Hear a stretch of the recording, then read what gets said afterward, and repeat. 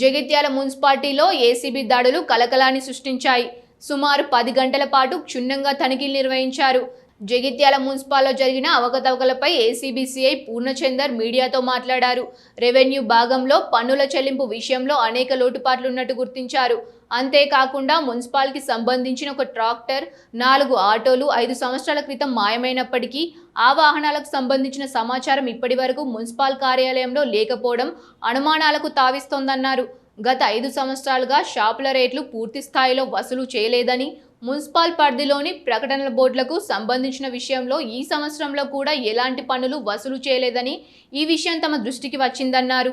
మున్సిపాల్కు చెందిన అద్దె భవనాల విషయంలో గత 18 సంవత్సరాలుగా రీటెండర్ నిర్వహించలేదన్న ఏసీబీ అధికారి, పారిశుద్ధ వాహనాల డీజిల్ రిపేర్ బిల్లుల విషయంలో అవకతవకలు జరిగినట్టు తమ దృష్టికి వచ్చిందని తెలిపారు.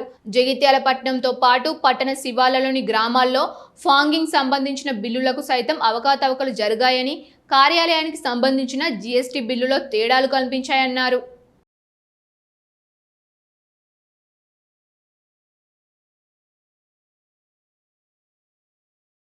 ఈరోజు కరీంనగర్ ఏసీబీ మా డిఎస్పీ గారి ఆధ్వర్యంలో జగిత్యాల మున్సిపాలిటీలో ఈ జగిత్యాల యొక్క ప్రజలు ఒక కంప్లైంట్ ఇచ్చిన దాన్ని బేస్ చేసుకొని సర్ప్రైజ్ చెక్ కండక్ట్ చేయడం జరిగింది.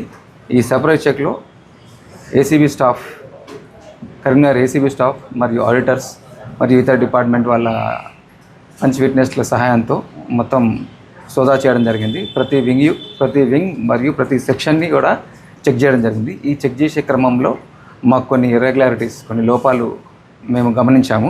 అందులో ముఖ్యంగా ఈ ఫైనాన్షియల్ సంవత్సరంలో ప్రాపర్టీ ట్యాక్స్ అనేది చాలా ఒక 50% వరకే కలెక్ట్ చేయడం జరిగింది. అదేవిధంగా ఈ షాప్స్ ఉంటాయి కదా, షాప్స్ ట్యాక్సెస్, అది కూడా కమర్షియల్ షాప్ ట్యాక్సెస్ కూడా చాలా గణనీయంగా తగ్గింది. ముఖ్యంగా అడ్వర్టైజ్మెంట్ ట్యాక్సెస్, ఈ హోర్డింగ్స్ అంటే ఉంటాయి కదా, ఏది అసలు ఈ సంవత్సరం అది ఎటువంటి ట్యాక్సెస్ కలెక్ట్ చేయలేదు. అది గవర్నమెంట్ చాలా నష్టం కలిగించే విధంగా ఉన్నది. అదేవిధంగా ముఖ్యంగా గత 5 సంవత్సరాల నుండి ఒక 4 ఆటోలు మరియు ఒక ట్రాక్టర్ ఈ మున్సిపాలిటీకి సంబంధించిన ప్రాపర్టీ మిస్సింగ్లో ఉన్నది. దాని గురించి ఎటువంటి చర్య తీసుకోలేదు. గవర్నమెంట్ కానీ మరి మున్సిపాలిటీ వాళ్ళు కానీ ఎటువంటి చర్య తీసుకోలేదు. దాని మీద ఫర్దర్ ఎంక్వైరీ చేసి అసలు ఏం జరిగింది అన్నది రిపోర్ట్ పెట్టడం జరుగుతున్నది.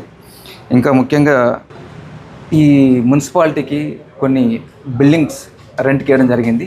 గత 18 సంవత్సరాల కింద టెండర్ వేసి